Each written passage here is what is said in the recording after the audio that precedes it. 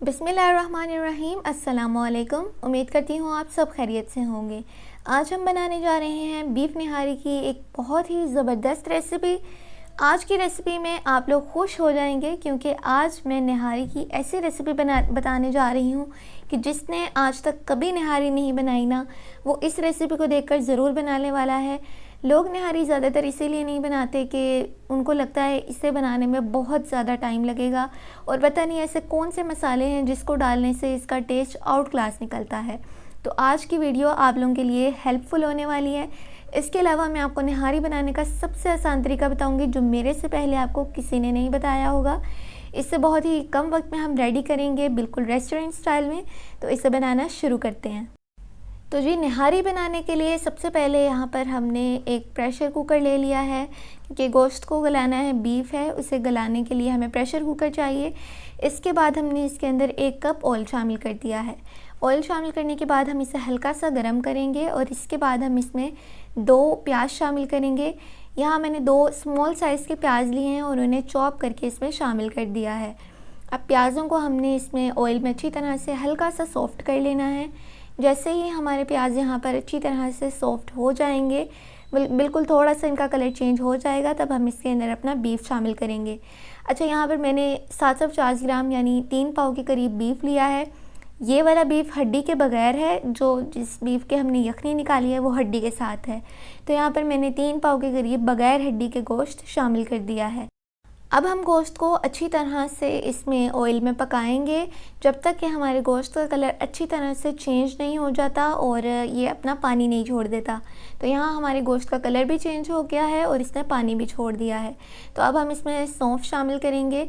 ये मैंने तकरीबन 1 और आधा चम्मच सौंफ का लिया है। इसके बाद हम इसके अंदर लाल मिर्च का पाउडर शामिल करेंगे, 1 खाने का चम्मच। इसके बाद हम इसमें गरम मसाला पाउडर शामिल करेंगे, ये भी मैंने तकरीबन 1 खाने का चम्मच लिया है। अब हम इसमें हल्दी शामिल करेंगे, ये मैंने तकरीबन आधा चाय का चम्मच ली है। नमक यहाँ पर हस्बे ज़ायका लेंगे, वैसे तो ये मैंने तकरीबन जो डाला है ये तकरीबन 1 छोटा चाय का चम्मच है।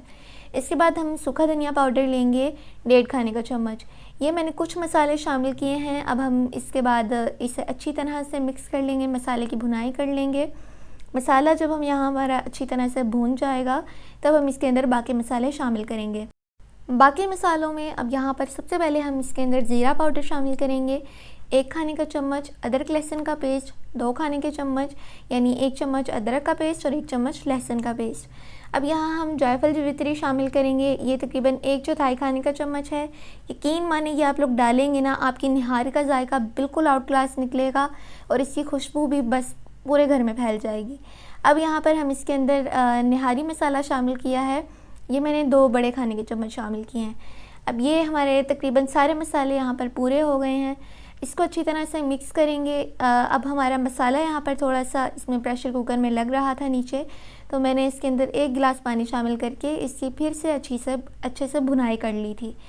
अब यहाँ भुनाई करने के बाद हमने अब प्रेशर को बंद करना है और गोश्त को अच्छे से गलाना है। तो मैंने यहाँ पर तकरीबन 3 गिलास पानी शामिल कर दिए थे। थोड़ा थोड़ा करके शामिल करेंगे, पहले 1 गिलास शामिल करेंगे और इसके बाद इसे अच्छे से मिक्स कर लेंगे, फिर हम अगला गिलास शामिल करेंगे। अब यहाँ पर मैंने प्रेशर कुकर को बंद करके रख दिया था तकरीबन 45 मिनट के लिए। 45 मिनट में ही आप यकीन माने हमारा गोश्त अच्छे से गल गया था और हमारा मसाला भी बहुत अच्छे से पक गया था। ये मैंने प्रेशर कुकर को खोलने के साथ ही ये व्यू लिया है, आप लोग देख सकते हैं। यहाँ हमारा मसाला भी अच्छे से पक गया है और हमारा गोश्त भी बहुत अच्छे से गल चुका है। अब हम इसके बाद जो एक्स्ट्रा ऑयल है वो निकाल लेंगे। जितना भी हमारे पास एक्स्ट्रा ऑयल है वो सब हम निकाल लेंगे। इसको निकालने के पीछे ये राज है कि रेस्टोरेंट में भी ये निकाला जाता है क्योंकि इस ऑयल में सारे मसालों का जायका होता है। तो जब हम इसे सर्विंग के टाइम पे शामिल करेंगे ना, तो ये बहुत ही अच्छा जो है वो जायका भी देगा और दिखने में भी बहुत अच्छा लगेगा। इसके बाद यहाँ पर हम इसमें यखनी शामिल करेंगे। मैंने हड्डी वाले गोश्त की, शुरू में मैंने आपको बताया था मैंने यखनी बनाई थी। हड्डी वाला गोश्त लेकर उसे पानी में नमक के साथ बॉयल करके छोड़ दिया था। अब यहाँ पर ये यखनी मैंने इसमें शामिल कर दी है। यखनी को हम अच्छी तरह से पका लेंगे। इसके बाद ये वही गोश्त है जिसकी मैंने यखनी निकाली है, वो भी हम इसमें शामिल कर देंगे।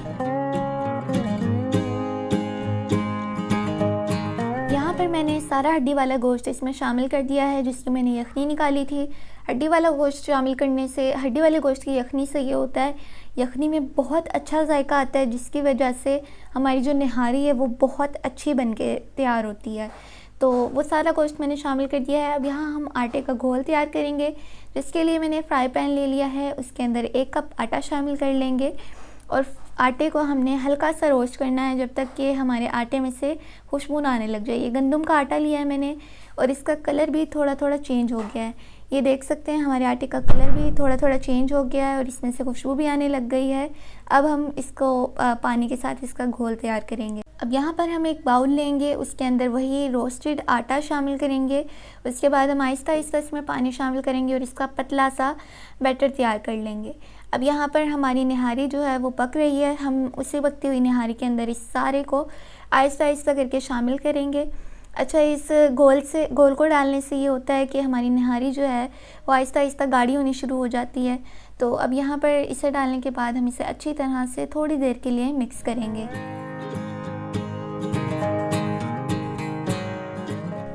یہاں پر ہم نے اسے اچھی طرح سے مکس کر لیا ہے۔ آپ لوگ اس کی کنسسٹنسی چیک کر سکتے ہیں، اور اس اسٹیج پر ہی آپ لوگ نمک بھی چیک کر سکتے ہیں۔ مجھے تھوڑا سا نمک کم لگا تو میں نے اس میں 1 چائے کا چمچ اور شامل کر دیا۔ نمک شامل کرنے کے بعد آپ لوگوں نے اسے اچھی طرح سے مکس کر لینا ہے، اور بالکل تھوڑی دیر کے لیے کور کر کے رکھ دینا ہے، اور آپ لوگوں کی نہاری تیار ہو جائے گی۔ آپ لوگوں نے اس نہاری کو ضرور ٹرائی کرنا ہے۔ میرے سٹائل میں یہ پہلی دفعہ اپلوڈ ہوئی ہے، آپ لوگوں نے اسے ضرور ٹرائی کرنا ہے۔ مجھے ضرور بتانا ہے کہ آپ لوگوں کو یہ ریسیپی کیسی لگی۔ ویڈیو اچھی لگی ہو تو چینل کو سبسکرائب کرنا مت بھولیے گا۔ ملتے ہیں آپ لوگوں سے ایک نئی اور مزیدار ڈش میں۔ اللہ حافظ۔